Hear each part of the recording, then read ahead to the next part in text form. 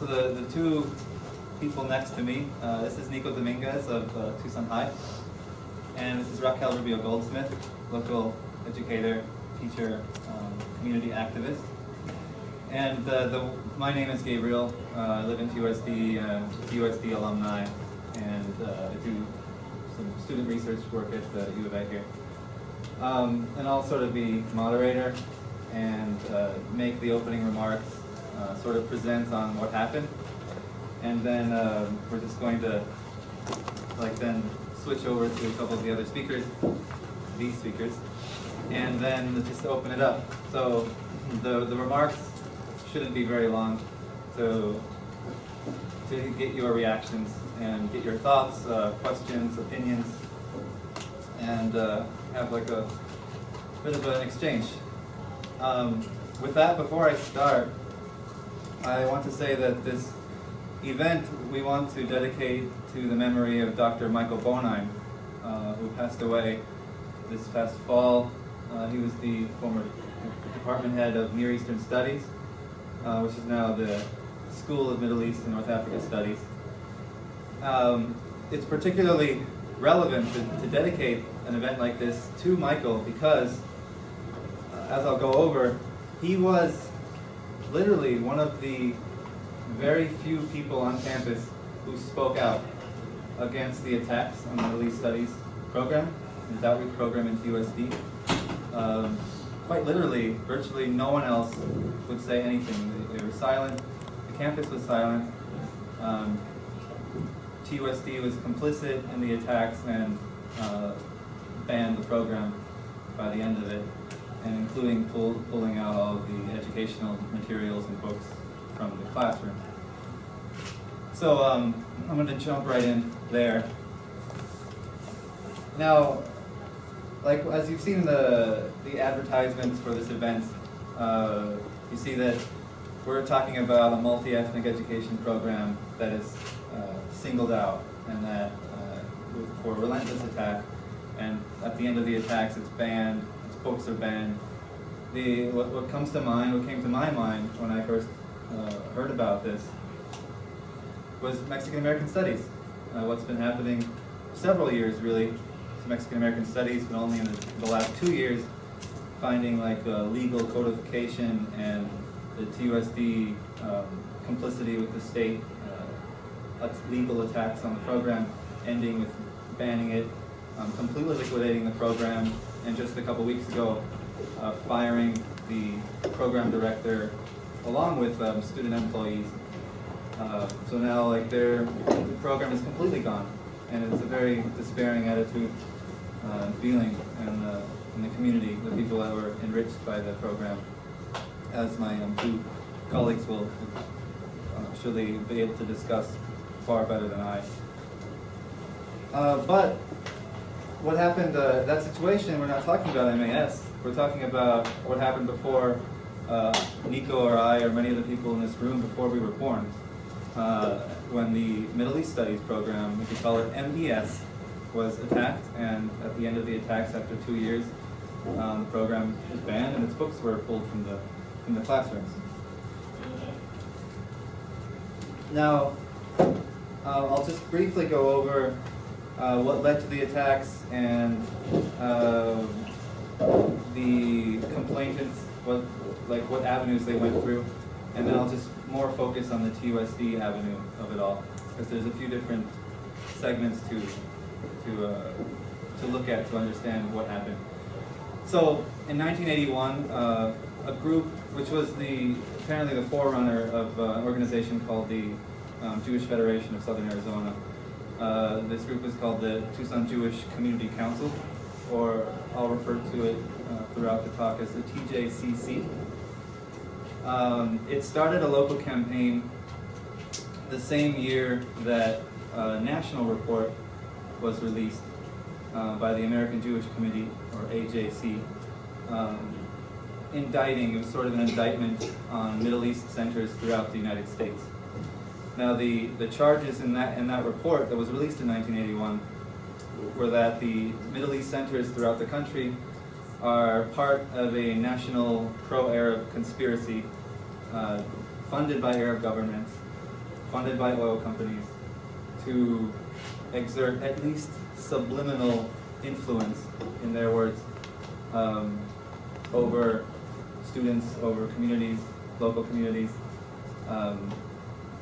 that were supposedly the victims of these programs.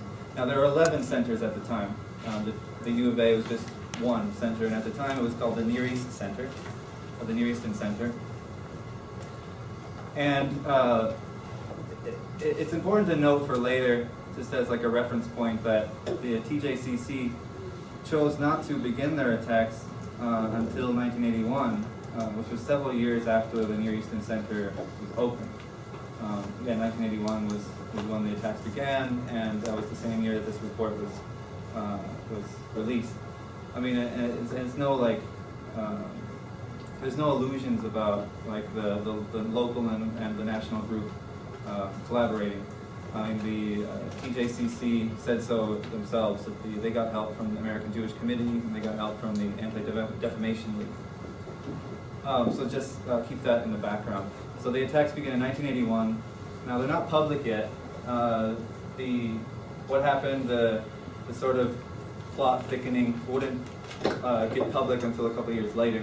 But essentially what happened in the beginning was the TJCC organized a campaign where they first approached the U of A administrators, which were above the Near Eastern Center. The Near Eastern Center at the time was part of this department, now renamed, but at the time it was called the Oriental Studies Department. It's a little ironic for those of us who were brought up by post-colonial theory, that the racism of Oriental Studies. But at the time, like that's what it was called, and it was under the Liberal Arts College. And so at the time, a guy by the name of William Beaver was the department head, and the TJCC approached him with their concerns that the Near Eastern Center is issuing propaganda to local communities. Because I'll note right there that the outreach into the local community, namely in TUSD and Tucson, was part of the requirements under Title VI of the Department of Education to do these outreach activities. And so the charge was that they're spewing biased, discriminating sort of material. And at first the administrators fully complied, and they canceled the program unilaterally for a short-lived period. And now when the director, named Ludwig Adamek, came back, he was on sabbatical in Pakistan. He comes back and he finds out his program is gone, which really like puts into danger their whole funding in the whole center, as it relies on this outreach program. He's in a huff, he's outraged. So now there starts to be some pushback, and it starts to be a little bit dynamic. And there was like one article in the Daily Wildcat in 1992, which just reported on how the outreach program was canceled.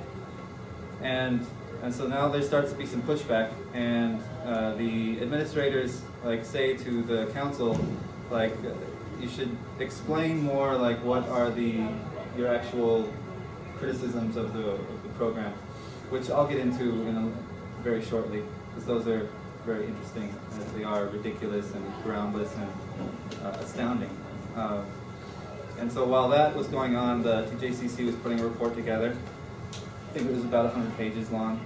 They are also approaching the federal government, saying that the Near Eastern Center was issuing propaganda, and that the federal government should act to end the program, cut off its funding. Now, in that, they had help by Dennis DeConcini, who is a former senator now in Arizona Board of Regents. He was a senator at the time, and from Arizona, and his colleague James McNulty, who was a representative for Arizona. And they sort of facilitated these complaints to the federal government. Now, it's interesting that this front, the federal government, was unsuccessful.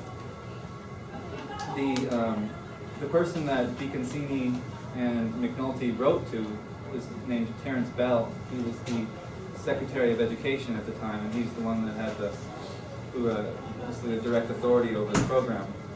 He replied in a letter to DeConcini and McNulty that federal interference in this sort of way would be, in his words, unwarranted and illegal.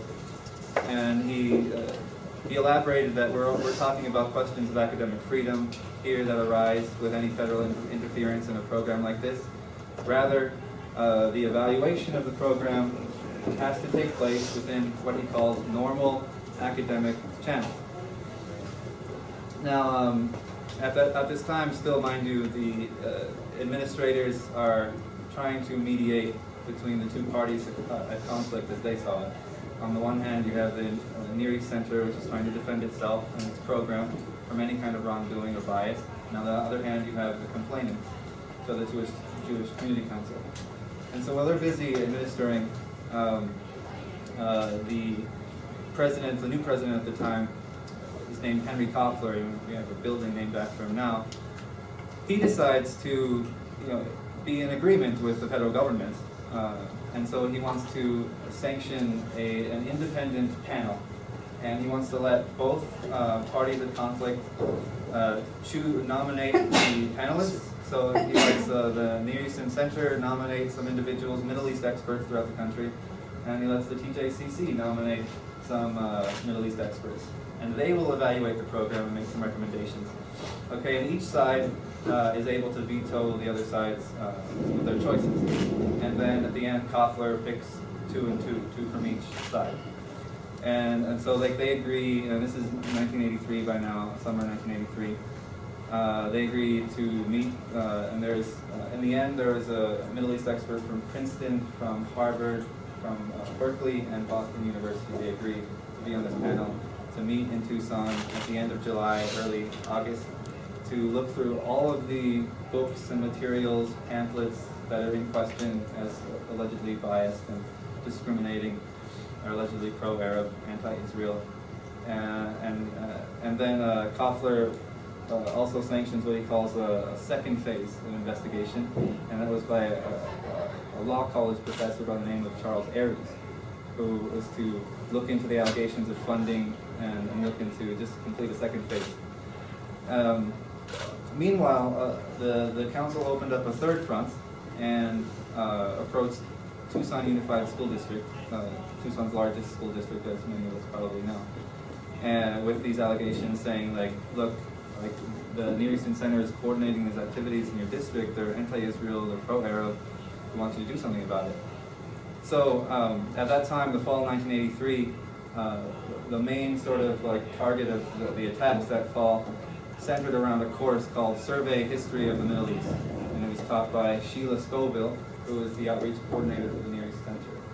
And taking the course were a number of TUSD teachers and librarians. It's a standard thing, if any of us know personally TUSD teachers or employees, they get salary increments and pay raises.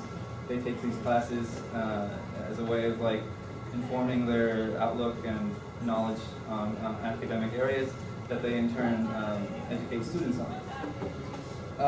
So in a way, these teachers are being educated, they're being taught this. And so Jack Marietta, who is the assistant superintendent at the time, he writes a letter on May 4th, a memoranda, to each of the TUSD teachers and librarians saying that this course is completely illegitimate, that you've been taking all year. Mind you, this is May 4th, they're about to end the course. You will not get your salary increment from this course because it's completely illegitimate, and you will not teach any of this material, and these materials will be prohibited. And at the same time, the compliance officer, sort of TUSD's person that regulates civil rights and all this in the district, make sure there's no discrimination or bias anywhere. She takes up this investigation and she draws up a report. Now the report should be placed in quotes, different from the panel of Middle East experts who know what they're talking about. The report completely reproduces all of the appendices of the TJCC report. It mirrors all of the charges, and so what it really is this author concocted a fraud. And now I think is a good time to talk about what the charges were themselves. So to understand the charges, there's basically three most important things you'd have to know. And I chose these three because these were the most passionate charges, the ones that rested the most on the case by TJCC. And they also happen to be probably the most ridiculous and the most asinine and absurd that any of us could imagine.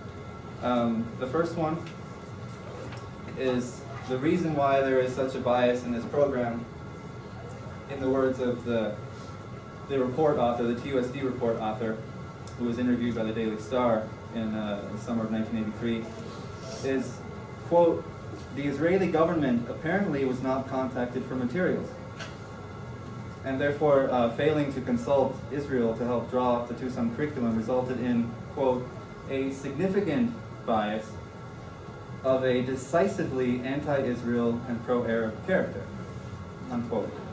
Now, the recommended punishment that she gave in her report for the misdeed included urging TUSD to, quote, prohibit teachers from using biased materials, and recommended that their salary increment pay for the course not be granted, unquote.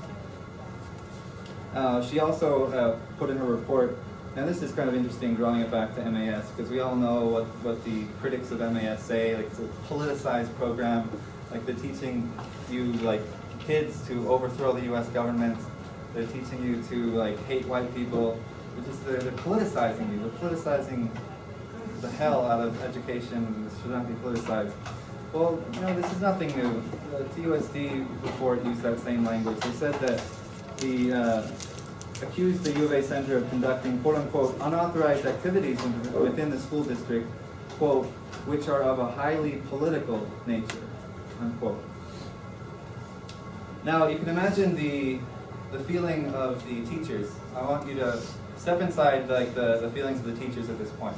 There's a good several of them that have taken the course, a couple librarians, the rest are TUSD middle school teachers and elsewhere. Now they are they've taken this course, and they were they were heavily quoted in the press, both by the Tucson Citizen and by the Daily Star. And they were understandably mad as hell. Like in fact, if you take a look at all their quotes, you see that they had a range of feelings that ranged from confusion to outright insult.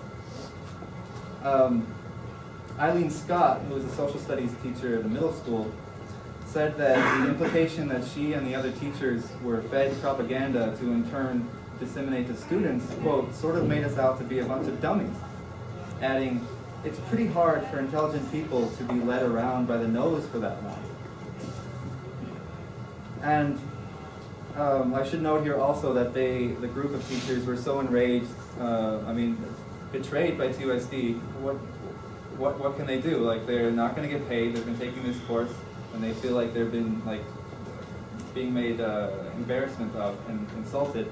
They approached the Arizona chapter of the ACLU, and the director at the time, Helen Mottner, agreed to represent them because, in her words, she said that she called the district actions a potential violation of academic freedom rights, unquote.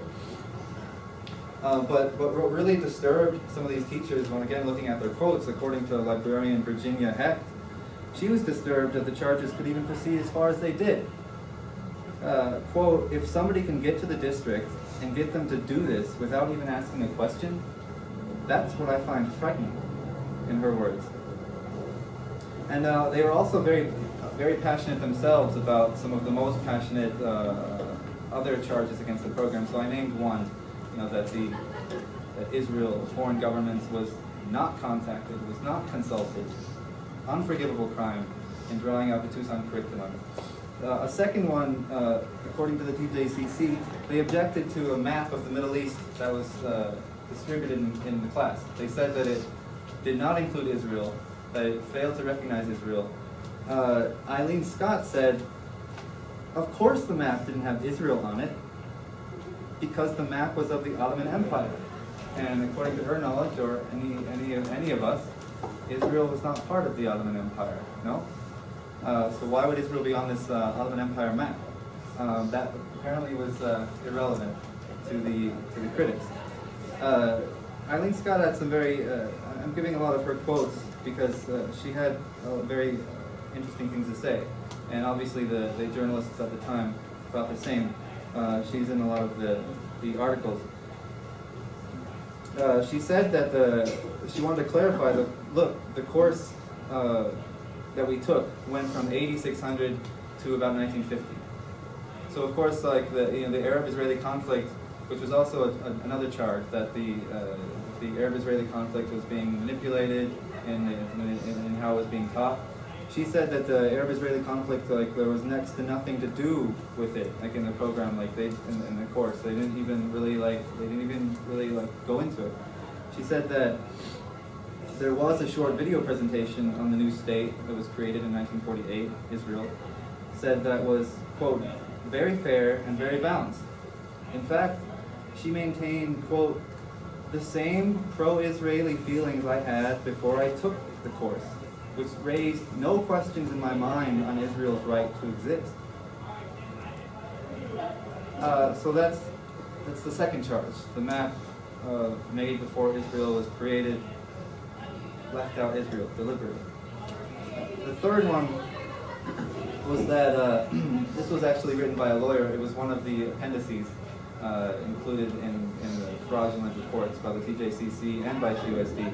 It was this Tucson attorney named Paul B. Bartlett who asserted that the UA Center, quote, violated the First Amendments to the Constitution as well as eligibility guidelines for federal funding by trying to, quote, eliminate the Israeli point of view from the spectrum of views presented to the public schools and the press regarding the Arab-Israeli conflict.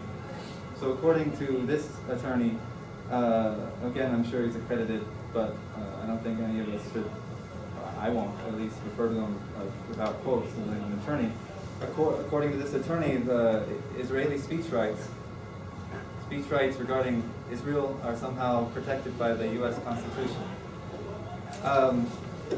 Summing up all of this, the Tucson Citizen was pretty good at just summing up the unforgivable crime that was in general thrown on the program, and that was to, quote, improve the image of Arabs in the United States. That was what the general accusation of this program was. Heaven forbid that any ethnic minority in the United States should have its image improved under any reason, under any circumstances. There's a lot of we can go case by case. Like right now, the New York Police Department is being sued by Latina and African American groups for racial profiling. But according to these sorts of viewpoints, that would be a bias because they're trying to improve the image of Latinos and African Americans in the United States. I mean, when you start to apply different cases to try and test the honesty of these sorts of cases, you start to reveal a clear picture of hypocrisy and dishonesty, and that's sort of the standard on Israel, and discourse around Israel in this country. It's been like this for many years, not just in 1981, 1983. I mean, today, just thinking about the map, I remembered this episode. Y'all, any of you watch The West Wing? That show? Right? Well, and those of you who don't see it, I'm sure you've heard of it, right? Martin Sheen, the famous actor, he plays the president, the liberal president. It was a favorite show of President Clinton. He had the cast in the White House all the time. Now there's an episode that's interesting, and one of its sub-stories is revolves around a map of the Holy Land in Palestine in 1709. The president in the beginning of the episode is talking with an aide of his who had picked up at a flea market this old map, knowing that the president is very nostalgic, he loves these sort of things. He gives him the map, and of course, Martin Sheen, he flips over the thing. He's absolutely giddy. And I encourage all of you, by the way, to go and look this up on YouTube. There's a good YouTube clip that splices all of the little tiny segments together in that episode into one, and so it's all in one. It's a few minutes long, and he shows his advisor. Advisor comes in and says, "Oh, it's beautiful." Because Martin Sheen is saying, "Look at this topography and look at the colors. It's absolutely absolutely fascinating. And Charles VIII wants to go and frame it for the president. But he's like, no, I want to play with it for a while. Like, he really loves this thing. And he's talking about like putting it up in the hall of the West Wing. And another advisor comes in and says, Mr. President, what? And he's like, I want to put it up in the West Wing. Look at this thing, it's beautiful. And the advisor says to him, he's just completely like aghast. And he's like, Mr. President, you can't do that. And the president says, why not? What's the problem? It's like, some people will find it offensive. And his reply was, why? Who could find this thing offensive? It's beautiful. Because it doesn't recognize Israel. And the president just kind of flips out about that. He's like, the map was made in 1709. There was no Israel. Israel wouldn't be created for another 250 years. And then the advisor says, I know that. And the president says, so what's the problem?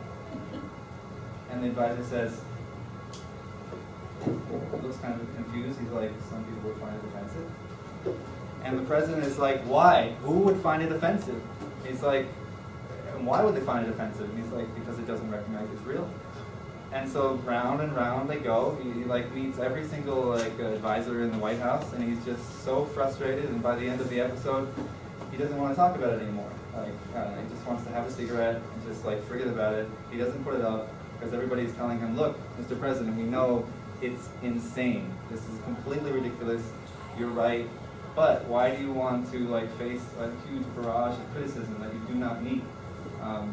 And so it sort of demonstrates this sort of pragmatism that like many people, like people in authority, whether TUSD, local authority, or higher authority, whether they know it's ridiculous or they really believe it, they'll step up and be intimidated or conform around these sort of really sinister sort of ideological controls.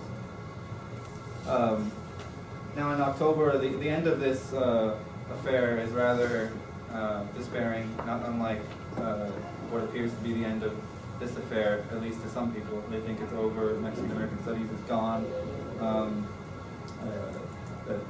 they've won. Now that was sort of the feeling in 1983. The TUSD school board met in mid-October. They upheld almost everything in the fraud TUSD report. The only thing that they, the school board voted to overturn or sort of like not uphold was the recommendation to keep the salary increments from the teachers. And one of the school board members said that the reason why, because it would be unfair to retroactively take away that right of the teachers after taking the course. But the program itself remained banned. The program, the books and materials, they were aggressively pulled from the schools, and that was it. The coordinator, the outreach coordinator who taught the course, and the director of the program, they would both resign at the end of this affair.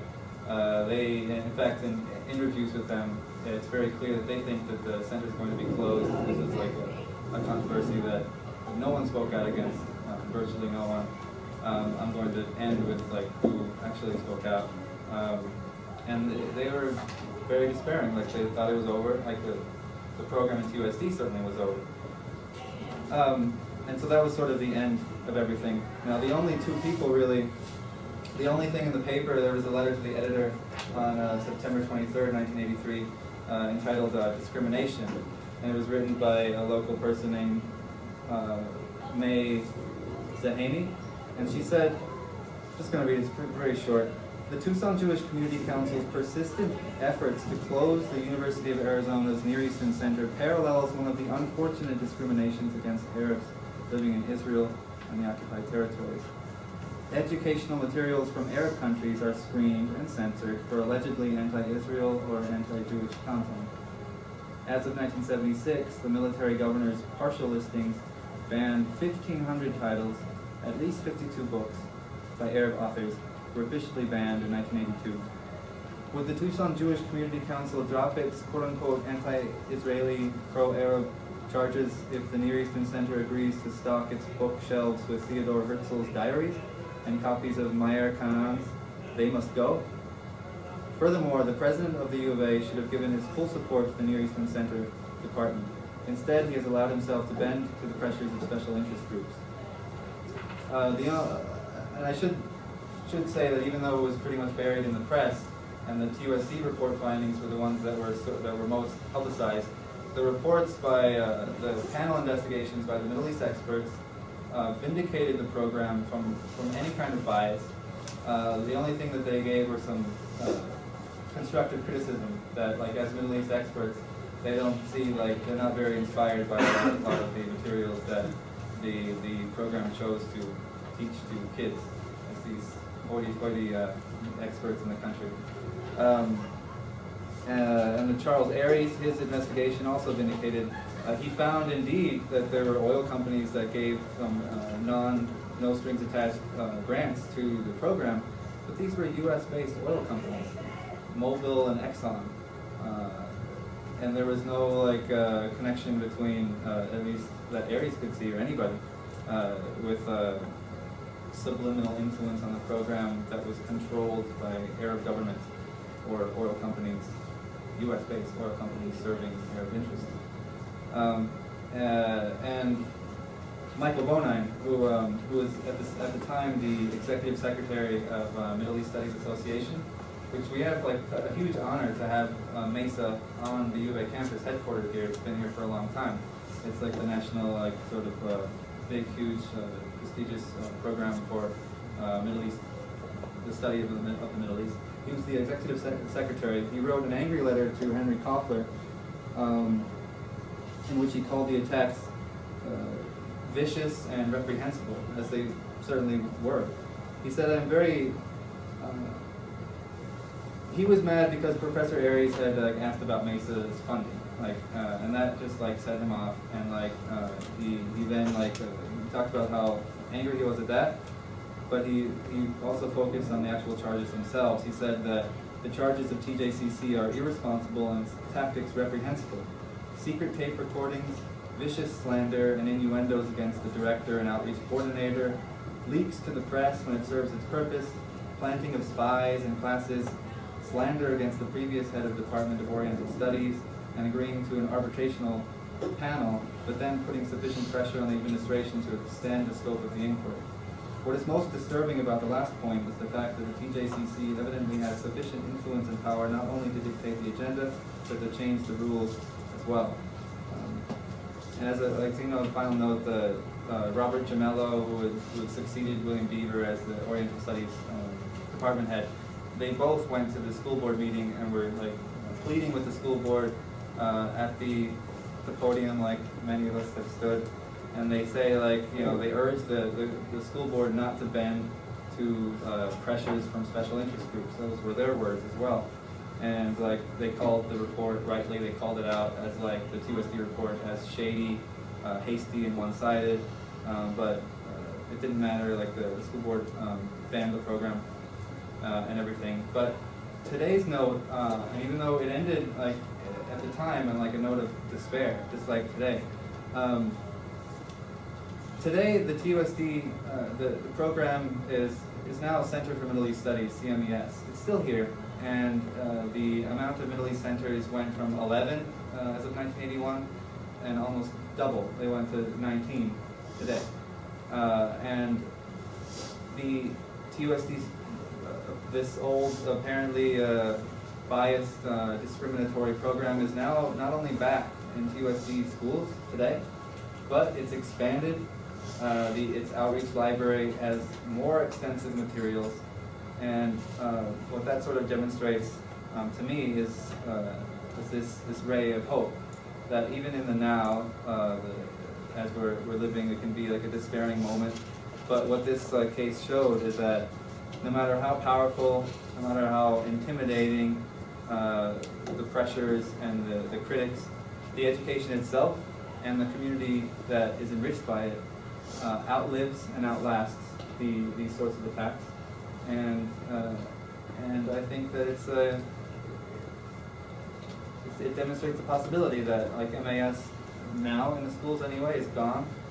There is no reason, especially looking at history, we can test this empirically, that there's the possibility, and I think it's something that the community is still fighting for, that it'll be back, and it'll be bigger, and it'll be better, and it'll be expanded.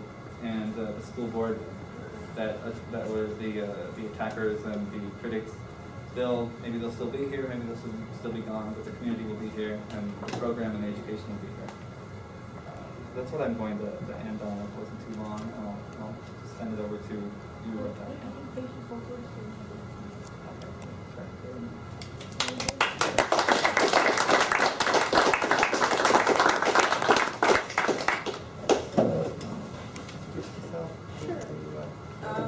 Hi everyone, happy May Day. My name is Asi Amir. I'm a senior at Tucson High. I am in the Chicano Studies, well, what was formerly the Chicano Studies program with my friend Nico. We're also both members of MECHA, and I'm a member of Unidos.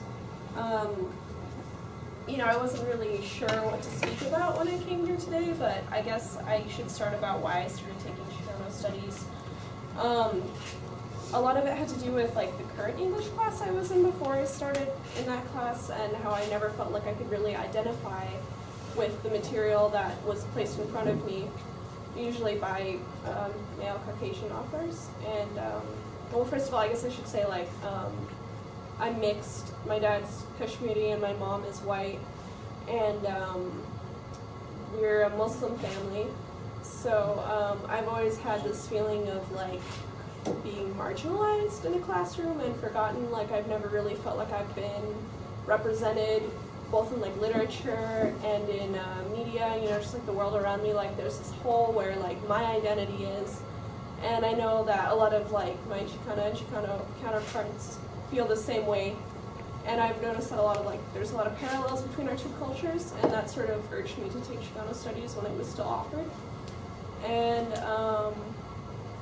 really like that kind of just was the starting point of like this whole different like outlook on education for me. And I started becoming more socially conscious and more socially active. Like I'm an activist now, and I don't think I really owe that to those classes. And like they were a substitute for something like that would have provided like they helped me develop this pride in my own heritage, despite not being about being Middle Eastern or South Asian. I found this outlet in another culture and another way of looking at literature. And so I owe so much to those classes for making me proud of being who I am as a Pakistani woman. And I think in the last couple of years, there's been a lot of efforts to unite the Chicano and Chicana community with the Middle Eastern, South Asian, and Muslim community. And I haven't really been seeing a lot of progress because it's a lot harder than you think it would be. So I feel like this example of TUSD quelling ethnic studies, both on the Middle Eastern end and on the Chicano end, is going to unite us. And it's a sad way to have to be united, but if that's how it's got to be, then so be it. And I don't really know where else I'm just going with that. Do you have anything you want me to speak on specifically? Questions?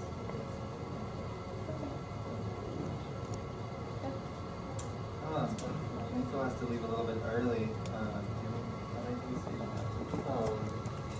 Well, I guess I can talk to the same parts. To the most extent of my own experience, I was first engaged in the Chicano Studies classes at my high school when I was a freshman, when my brother took those classes as a senior, and I just saw him, and he was always happy. And, well, he only took it his last semester, his school year of his high school career, but seeing that last semester and how happy he was and everything, I was just like, dang, he must have some good teachers and some good stuff in that class. So I was just like, okay, I want to take that, see what it's about. And so pretty much this year was the only year that I had those classes, and then having them cut more than in half was disappointing, saddening, all that jazz. But even after that, even after that, I can honestly thank those people who did vote against our classes. I can honestly thank them for waking me up, in a sense, where I'm constantly more interested, not only just in issues locally, but in issues globally and nationally and internationally. So, and then also for the new connections I've made. Like, I've met so many people since this has happened, since January, and it's amazing. It's just overwhelming to me in the sense of how many people I meet typically in a year. But the people that I meet are very amazing and life-changing in what they say and in what they practice, and it's very, very fast transformation for me compared to like the last 17, 18 years of my life. So it's like, you know, exponential all the way, boom, right there. So, and then tie in with the Middle Eastern studies. I had no idea until Mr. Cordial over here started like telling me all about this, and it's interesting to see how that has progressed and how it's in a way being repeated in history within 30 years, which is, you know, not that long in retrospect, but that's interesting to see in our local history. So that's what I got to see. Buenas tardes, and let us begin by thanking the awesome people for letting us share today. It's an incredible honor for me to be sitting here with these three young people. I want to congratulate each one of them very, very much. And Gabriel, thank you so much for putting this together and taking the time to bring that piece of forgotten history to our attention. And I want to thank each and every one of you who are here, that you're interested in this topic, which in one way is so huge, it's difficult to talk about, but in another way, it's so much a part of who we are in Tucson. And I guess what I want to do first, and it's very short what I want to say, but as I was listening to Gabriel, I was thinking, yes, what happened in Middle Eastern studies has something to show us about now. But let's look at the differences too, so that we know how to deal with now in a better way. We always need to look at where we're at, and history helps us do that. Looking at what we're not, in a way, will help us look at what we are. Middle Eastern studies, the way it was put in from the top. It came from Washington, so to speak. It came from the elites looking at education.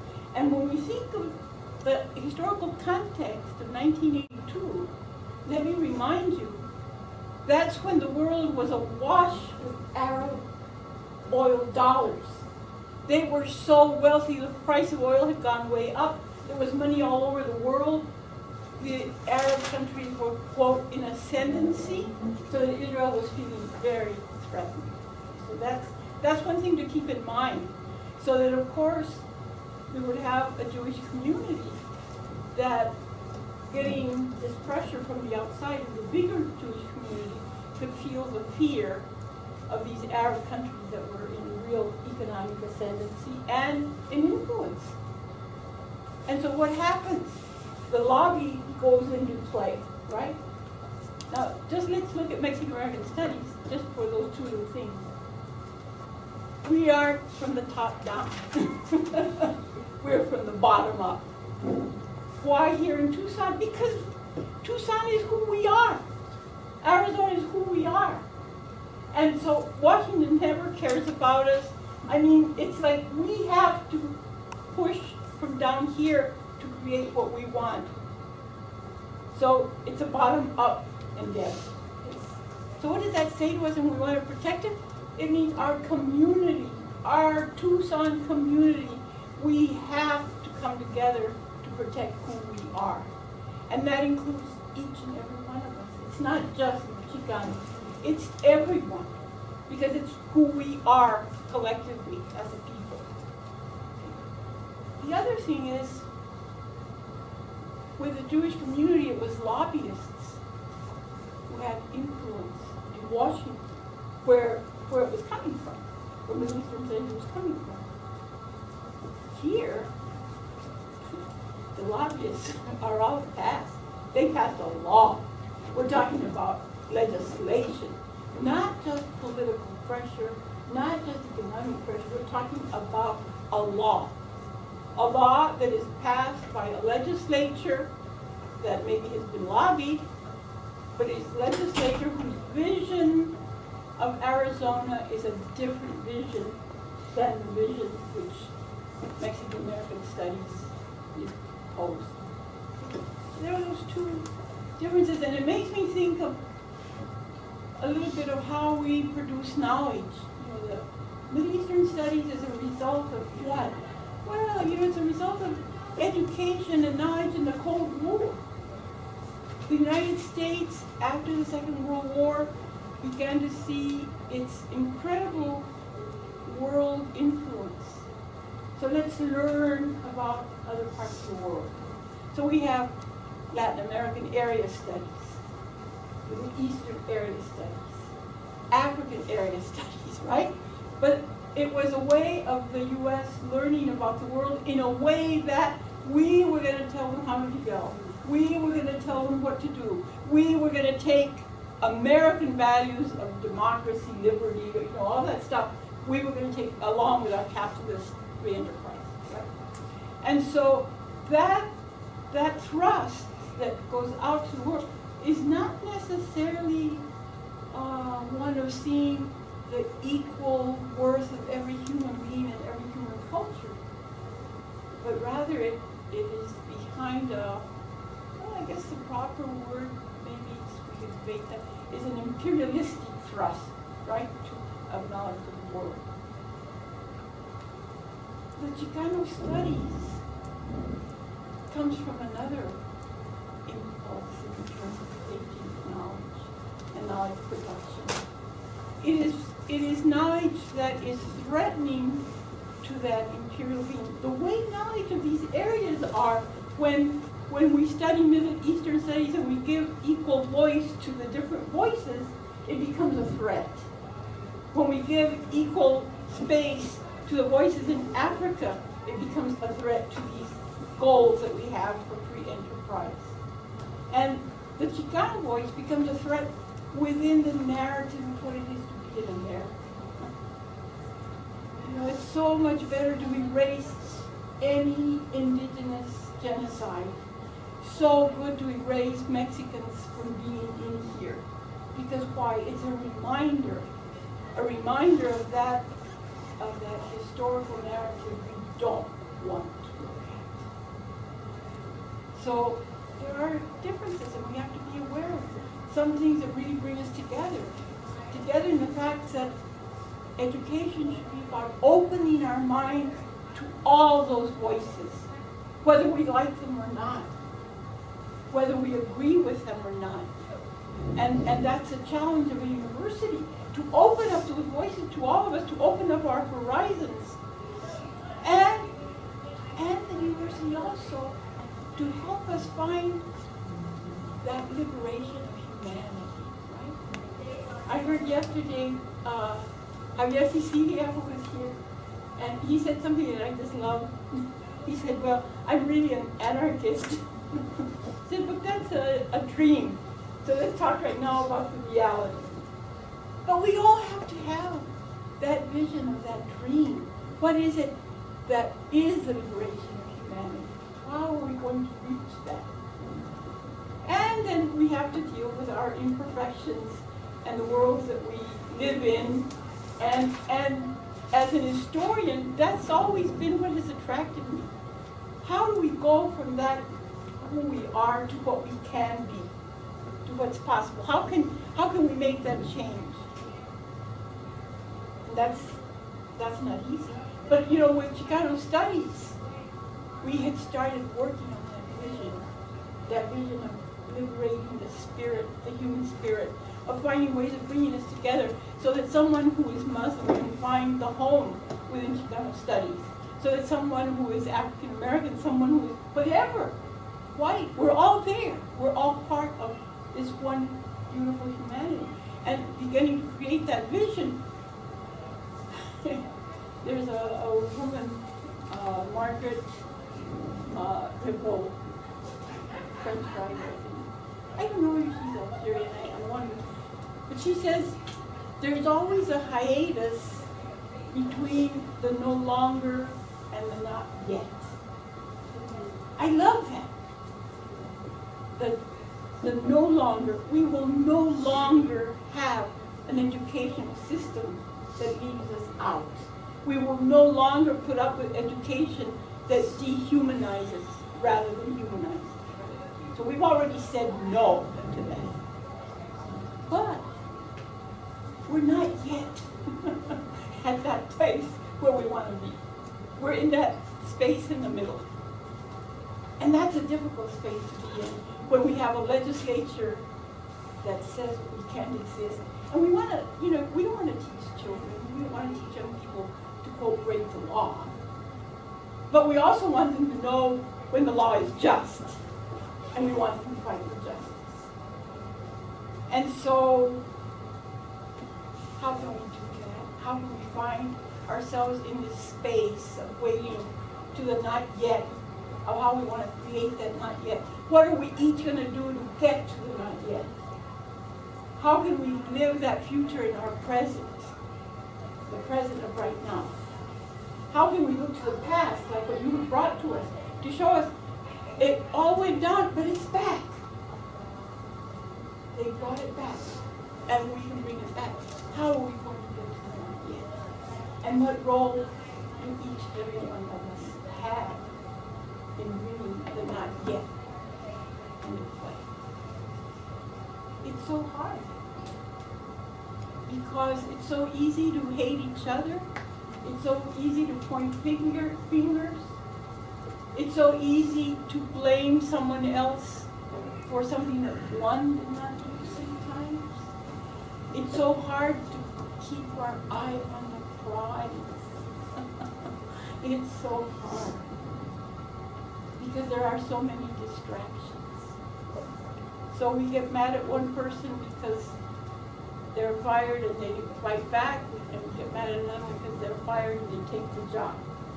We get mad at one person because they give in on one thing and that they want to take advantage of the other. We get mad at the egomaniac who pretends they want to be the top of everything all the time and leave everybody out. We get mad at the sexism. We get mad at all those things. And that's not the eye on the prize. The eye on the prize is that program.